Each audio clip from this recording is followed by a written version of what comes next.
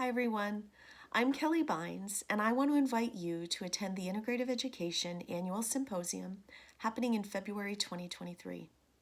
I'll be presenting on the 23rd of February on Polyvagal Theory and SIOT Bridging Theory and Practice.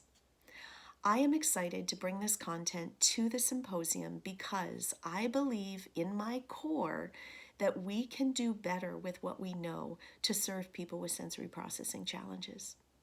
One of the biggest refinements that I made to my SI practice was when I incorporated polyvagal theory.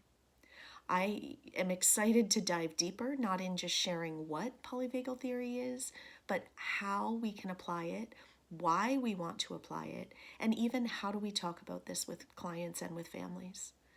I also suspect, as we work through live cases and brainstorm together, that we might be able to address some of the hurdles that we've had in incorporating this theory.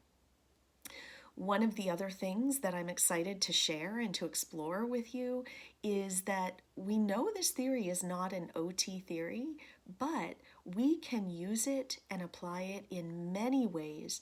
That means we also don't lose sight of the core principles of occupational performance or AIRS SI.